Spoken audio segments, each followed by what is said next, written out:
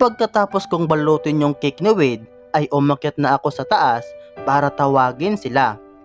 Handa na kasi ang hapunan. Pero naabutan kong tumutugtog si Noah. Nakapikit si Wade habang kumakanta.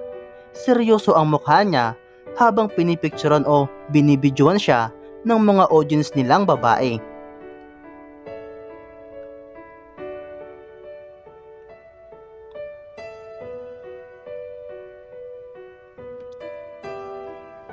Napalunok ako sa lyrics na kinakanta niya. Tumindig ang balahibo ko habang tinitignan ang mukha niya. Nakapikit siya pero alam kong nahihirapan siya sa sitwasyon nila ni Zoe. Somehow, ang kantang kinakanta niya ay parang naglalarawan ng totoong nararamdaman niya. Umiling ako lalo na nang humina ang boses niya sa dulo ng kanta.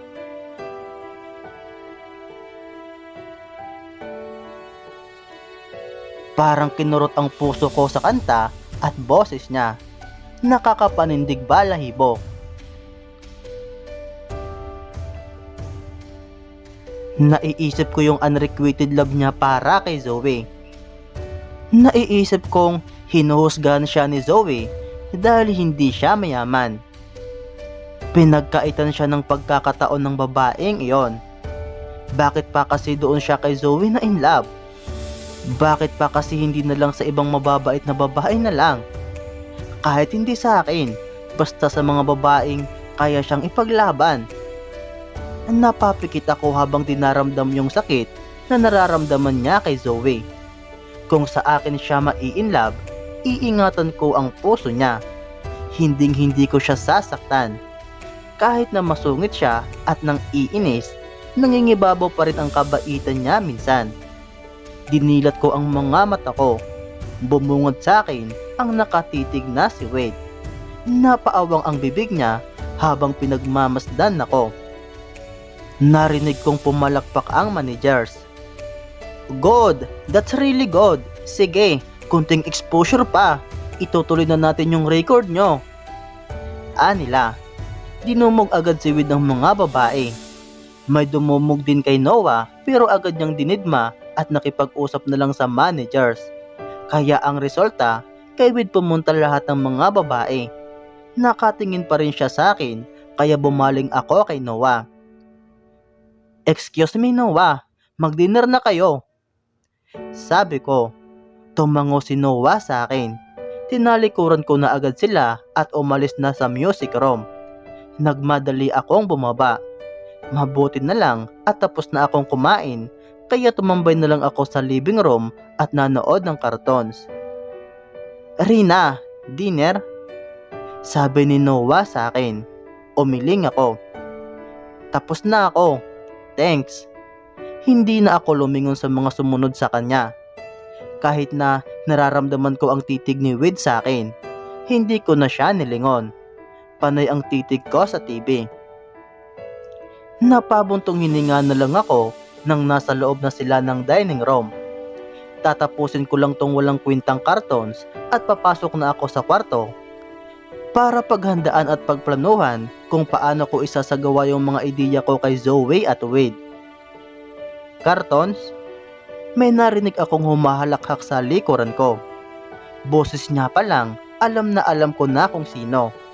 Tumindig ang balahibo ko at umayo sa pag-upo. Nilingon ko siya at naaninag ko na naman ang ridiculous smile niya sa mukha niya. That sexy smile. Uminit ang pisngi ko at bumalik ulit sa TV. Asan na yung cake ko? Tanong niya. Nasa kitchen. Kunin ko lang. Tatayo na sana ako pero hinila niya ang braso ko. Para akong kinuryente sa pagkakahila niya. Konti na lang, makakakita na ako ng sparks sa pagkakahawak niya sa braso ko. Maya na, dito ka muna. Seryosong sinabi niya sa akin. Napalunok at napaupo ulit ako sa sofa. Umupo siya sa tabi ko. Halos maghumirintado na ako kahit wala pa siyang ginagawa. Nakapikit ka kanina habang kumakanta ako Anya. Oo. Bakit? Nakaka-relate ka? Dahil ba dun sa ka-I love you mo? Hindi niya pa rin iyon nakakalimutan?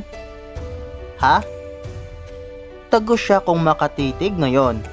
Kahit ilang di pa ang layo namin, nararamdaman ko na yung init ng katawan niya sa halip ng centralized aircon namin. Anong kunik nun? Hindi yun ang iniisip ko. Yung iniisip ko ay yung pagiging martir mo kay Zoe. Sabi ko. Ha? Natahimik siya sa sinabi ko. Rina, wag mo na masyadong isipin yon. You're thinking too much. Kinurot ang puso ko sa sinabi niya. No, I'm not thinking too much, Wade. This is really bothering me. Suminghap siya at pinilig ang ulo. Okay, ganito. Hindi ako in love sa kanya. Oo, gusto ko siya, pero hindi ako baliw sa kanya para magpakamartir. Liar. Confirm ko na talaga ang pagiging martir niya. Whatever you say. Sabi ko. Humiling siya at tumawa sa sinabi ko. Hindi ako naniniwala. Gusto niya lang natigilan ko itong ginagawa ko dahil natatakot siyang iwan siya ni Zoe. Biglang bumukas ang pintuan namin at pumasok si Kuya Dashiell na may dalang bouquet of roses. Kuya! Bumati ako sa kanya. Mapupungay ang mga mata niya habang itinataas ang dalawang braso para mahagkan ako. Sinalubong ko ang yakap niya ng yakap din. Hinalikan niya ako sa pisngi. Ang bango ni Kuya Dashiell. Iyay, umuwi ka? Walang tao sa kondo? Tanong ko at tinitignan ang roses na dala-dala niya. Si Kuya Dashiell naman ay nakatitig lang kay Wade. Wala. Who's this? Tanong niya. Wade Ribas. Naglahad agad ng kamay si Wade kay Kuya Dashiell. Tumaas ang kilay ni Kuya Dashiell at tinignan na kong mabuti bago nakipag-shake hands. Yung bagong vocalist ni Noah, kuya. Inunahan ko na siya. Tumango si kuya at nginitian si Wade. I'm tired, baby. Sabi ni kuya. Matutulog na ako. What's with the roses? Tanong ko. Tinignan niya ang kamay niyang may hinahawakang bouquet of roses. Ilang sandali pa siyang natulala sa roses bago binigay sa akin. I don't know. I guess it's for you. Mahina siyang ngumisi at tinalikuran ako. Napatunga nga ako sa roses ni kuya.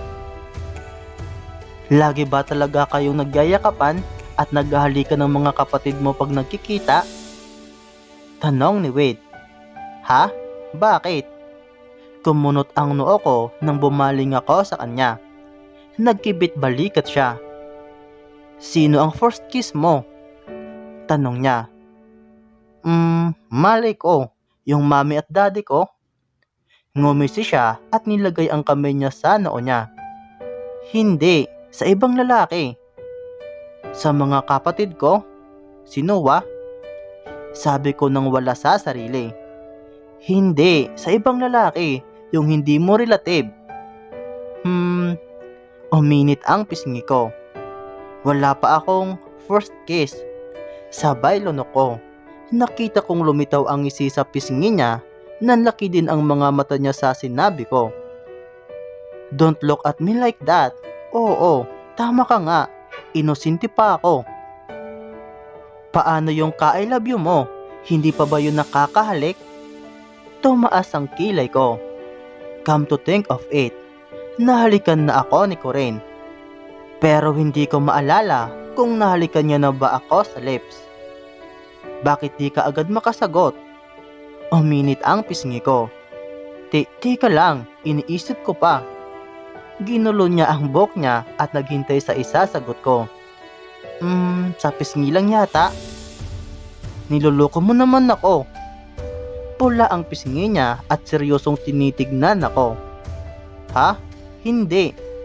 Ewan ko sa iyo, Rina. Tumayo siya at tinalikuran ako. Bakit ayaw niyang maniwala? Imposibleng nag-I love youhan kayo pero wala pang nangyayari. Magkaibigan lang naman kami noon, Wade. Kung para sa iyo pwedeng maghalikan ang mga magkaibigan, para sa akin hindi. Ay, Spot. Nilingon niya ako at nalaglag ang panga niya sa sinabi ko. Pero para sa akin, totoo ang lahat sa oras na mag-I love you ka na. Kaya imposibleng magkaibigan lang kayo kung may I love you na. Nalaglag din ang panga ko sa sinabi niya. Bago ko pa nasabi sa kanya kung sino talaga yung tunay na kausap ko, bumalik na siya ng tuluyan sa dining room. He's right. Sa oras na mag-I love you na, totohanan na yan. Naisip ko tuloy, nag-I love you na kaya siya kay Zoe? He's so damn mysterious. I can get him off my mind.